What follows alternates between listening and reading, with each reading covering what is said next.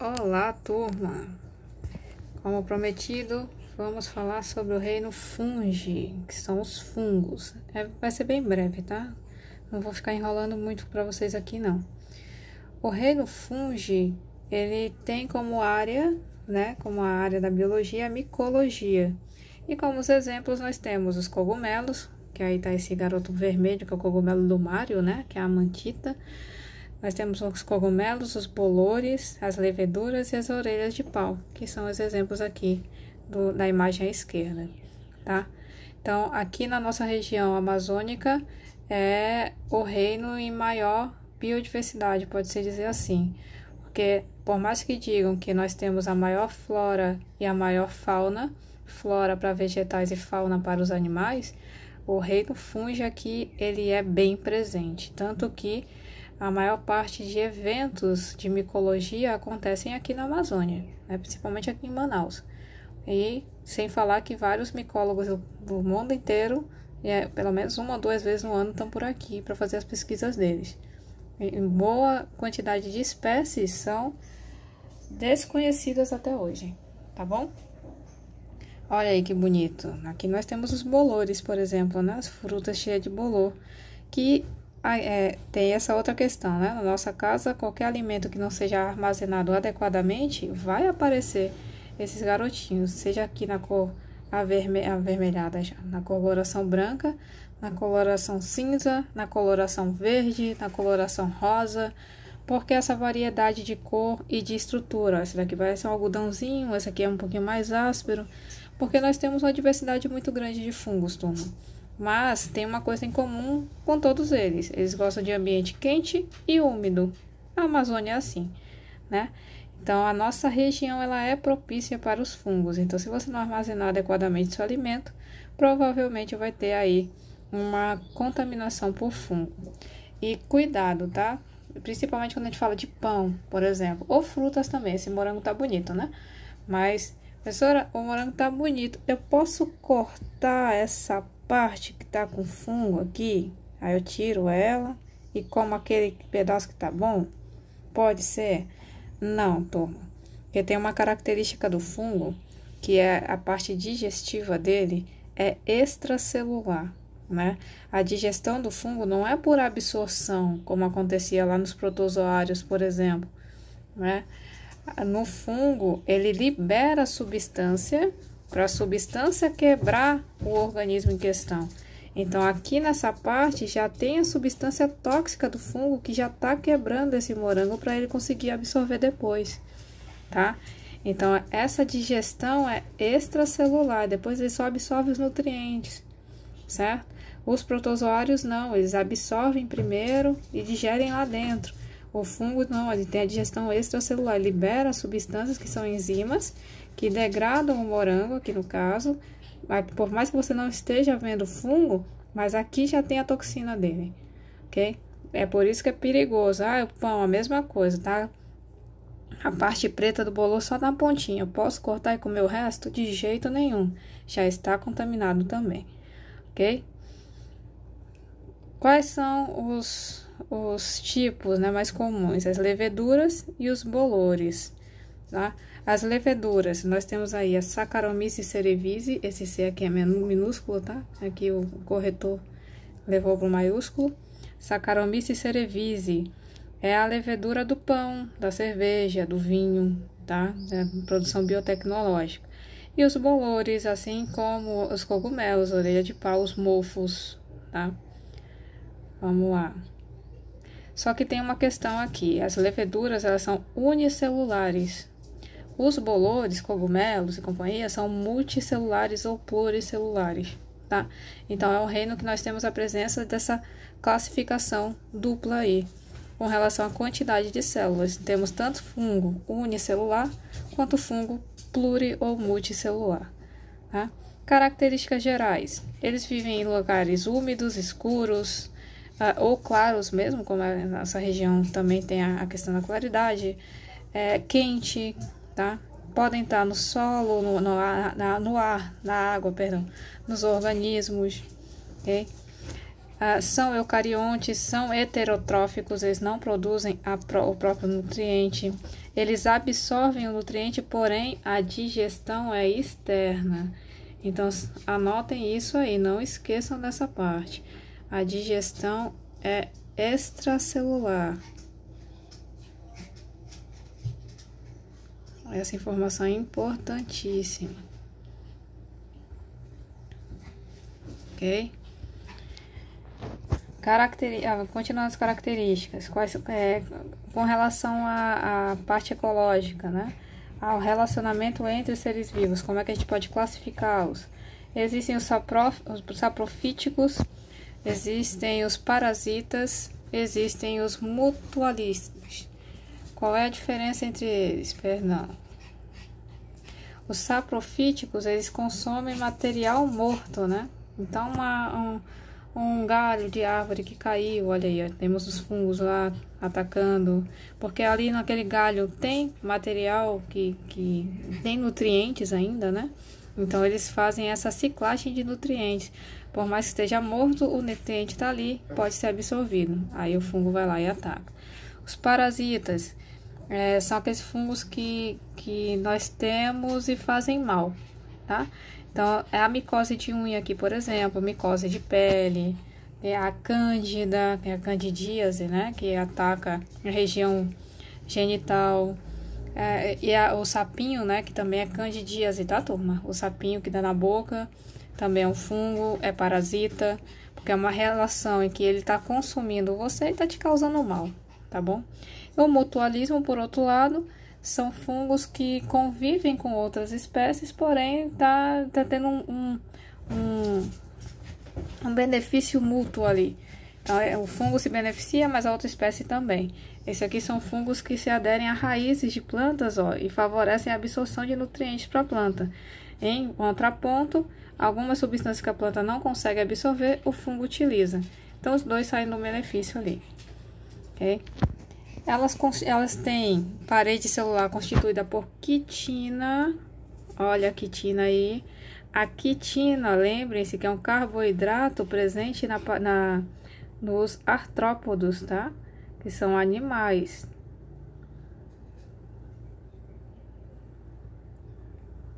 Como os besouros, as baratas e tal.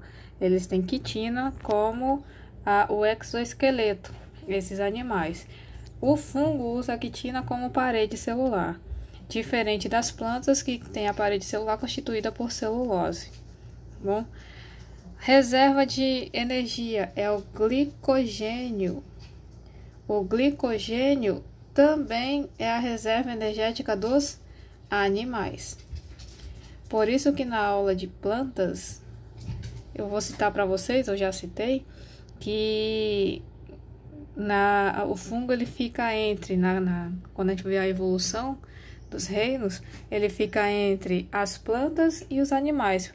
Por isso, ele tem muitas características que são parecidas com as plantas, como por exemplo o estado vegetativo, né, que ele fica lá paradinho, quietinho, mas tem características também animais, como é o caso da constituição aí, da fisiologia. Aí ele fica no meio termo, olha aí, ó. Ele fica entre as plantas e os animais. E aí a questão reprodutiva é por esporos, tá? Ele produz esporos e pode ser utilizado de forma sexuada. Então, ele vai produzir esporos e vai liberar aquele esporo para se unir ao esporo do outro fungo com uma outra programação, né, de gênero. Então, esporo feminino encontrando esporo masculino, certo? Ou ele também produz esporos assexuados, que ali o esporo sozinho já pode gerar um outro fungo tranquilamente, sem ter a necessidade de encontrar um outro esporo, certo? A respiração pode ser aeróbia, na presença de oxigênio, tá? Pode ser anaeróbia, não tem oxigênio, então sem oxigênio, perdão, sem O2. Ou aeróbio facultativo. O que é o aeróbio facultativo? Ele tem a opção. Então, tem momentos que ele vai ser anaeróbio, mas tem momentos que ele vai precisar do oxigênio para poder gerar sua energia, tá? Então, aí é o aeróbio facultativo, que é o exemplo de algumas leveduras. Algumas leveduras fazem isso. Tem momentos que ela, normalmente, para gerar energia, para gerar o CO2, ele não precisa do oxigênio, ele está trabalhando por anaerobismo, só que vai ter algum momento que ele vai precisar do oxigênio para sintetizar a energia dele próprio, tá bom? Importâncias dos fungos para a gente. O fungo ajuda lá na produção dos alimentos para a gente, como é o caso das leveduras, para a produção de pão, de leite, que seja, leite não, né? Mas alguns fungos estão lá também. Mas a produção de pão, de cerveja, de vinho, nós precisamos dos fungos. Mas além da produção, nós temos os fungos comestíveis, que são os cogumelos. É o caso do shiitake, do champignon, do shimeji, tá? Na produção também de antibióticos, os fungos ajudam a combater bactérias, por exemplo, né? Por exemplo, não, que é isso mesmo. Controle biológico, então a gente usa fungo para, por exemplo, no controle de pragas agrícolas. Então, ele atua aí como um controle biológico, tá? E a associação com outros seres vivos também, certinho? Morfologia do fungo. O fungo, sendo unicelular, ele não vai ter nenhuma estrutura parecida com essa, ele vai ser uma célula única. Mas a partir do momento que ele é multi ou pluricelular, ele vai gerar estruturas parecidas com essas, ok? Ele vai gerar hifas, que é o conjunto de células fúngicas. E aí a gente não chama de tecido, tá? Ele não tem tecido verdadeiro. O fungo tem essa característica também. Ele não tem tecido verdadeiro. Ok? Não tem. Qual é o nome que se dá ao conjunto de células para fungo? Hifa. Ok? São as hifas, conjunto de células. Só que essas hifas, elas podem ser septadas, que é o caso dessa aqui, ó. Septada porque ela vai ter uma divisória entre uma célula e outra. Isso significa o septo, tá? E não septadas, que são as hifas cenocíticas, que são, assim, livres. Ela não tem uma divisão entre as células, tá bom? Então, as hifas septadas entre as células tem divisão e na hifa cenocítica não tem. Então, hifas, nós temos a formação de rizóides, que é a ancoragem, e austórios que penetram nas células. Esses daí são detalhes que depois a gente pode aprofundar em alguma questão. E aí, meninos, o conjunto de hifas vai formar o que nós chamamos de micélio, tá? Que é aquela estrutura já do cogumelo todo, tá bom? O micélio já é a estrutura do cogumelo já formadinho, bonitinho. E aí, ele vai ter a estrutura reprodutiva, que é esse corpo superior aqui, tá? Que vai ter a produção de esporos. E a vegetativa, que é de sustentação, que é essa parte inferior. Então, ele tem a estrutura reprodutiva, que é a parte superior, tá? E a estrutura vegetativa, que é só de sustentação. Certinho? Anotem isso, que isso também de vez em quando cai em prova. Olha só. A digestão é extracorpórea, ele libera enzimas digestivas, tá? Pela estrutura que poderia parecer com uma raiz, mas não é. São filamentos de hifas, né? Que fica abaixo do solo. Por aqui ele libera as enzimas, que são digestivas, e depois eles absorvem, assim como as plantas, os nutrientes, tá bom? É assim que se dá a nutrição dos fungos, como a gente já tinha citado. Como é que a gente classifica os fungos? Parte importantíssima. E nós temos 4 filos de fungos. Quais são os 4? Os quitridiomicetos, eita, quase não sai. Os zigomicetos, os ascomicetos e os basidiomicetos, tá? Os quitridiomicetos, mas aqui já é a parte reprodutiva, eu vou falar mais à frente. Mas é gerado por zoósporos, os esporos, né? Que são esporos flagelados. Isso lembra alguma coisa, né? Por exemplo, as briófitas lá nas plantas. Já os não flagelados, nós temos os zigomicetos, e aí são os zigósporos para os zigomicetos. Nós temos os ascomicetos, que são os ascósporos, e os basidiomicetos, que são os basidiosporos, tá? Quitridioomicota, que são os quitridiomicetos. A maioria é aquático, por isso que o esporo ele é flagelado. Ele pode ser unicelular ou multicelular. A célula, de novo, é flagelada. E eles são saprofíticos, ou seja, degeneram em material morto, ou podem ser também parasitas. Bom, fungos os terrestres, que não, aí os esporos não são flagelados. Nós temos os filos zigomicota, que são os zigomicetos, o filo basidiomicota, que são os basidiomicetos, e o filo ascomicota, que são os ascomicetos. São classificados de acordo com o tipo de esporo sexual que produzem. E aí, ó, os zigósporos, que aqui nós temos os bolores, como é o caso dos zigomicetos, são os bolores. Importante isso. Os basidiomicetos são estruturas parecidas com cogumelos, porém, como eles não têm a hastezinha, não é considerado, tá? E os ascomicetos, que são as orelhas de pau. Na verdade, meninas, a orelha de pau é o ascomiceto e essa imagem aqui é do basidiomiceto, tá trocado, tá? O basidiomiceto, ele gera essa casinha aqui, ok? Ó, zigomiceto são os bolores, não formam corpo de frutificação, são saprofíticos, parasitas ou mutualistas. Os ascomicetos têm maior diversidade, podem ser unicelular ou multicelular. Importância, nós temos as leveduras, né? E também para dar sabor aos queijos. São comestíveis e podem também gerar os antibióticos, como é a penicilina. E os basidiomicetos, tá aí, ó, os cogumelos, né? São os mais familiares, são os cogumelos comestíveis, mas também tem os venenosos, como é o caso daquele cogumelo lá do início do slide, que tinha o cogumelo do Mário. Aquele é extremamente tóxico, tá? O termo venenoso hoje não é tão utilizado mais, né? A gente não fala mais que são venenosos, eles são tóxicos, ok? Que é analisada pela toxicologia. Então, são substâncias tóxicas produzidas por eles que os tornam dessa forma.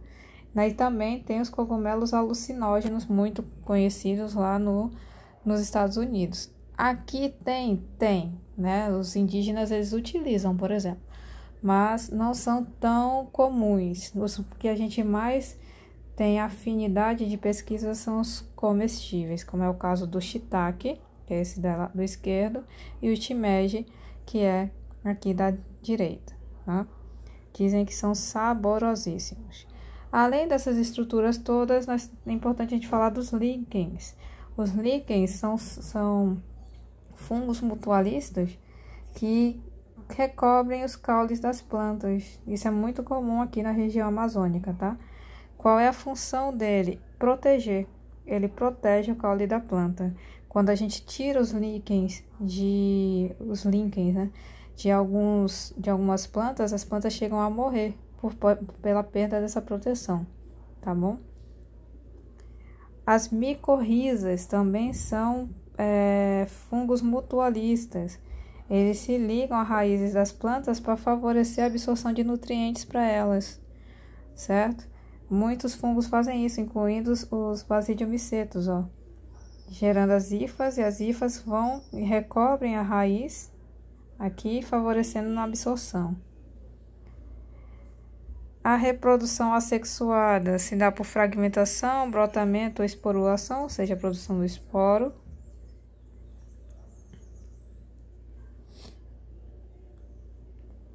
E assexuada apenas pela produção dos esporos, tá? Faltou a parte sexuada aqui para vocês, mas aí, como eu já tinha falado, é só pela liberação de esporos, sexuada, tá? A assexuada pode ser dessas 3 formas: fragmentação, brotamento ou esporulação. E aí um esporo já gera o cogumelinho lá, tá bom? Era isso que eu tinha para falar com vocês, turma. Até a próxima e façam o exercício que vai seguir, tá bom? Beijinhos, tchau, tchau.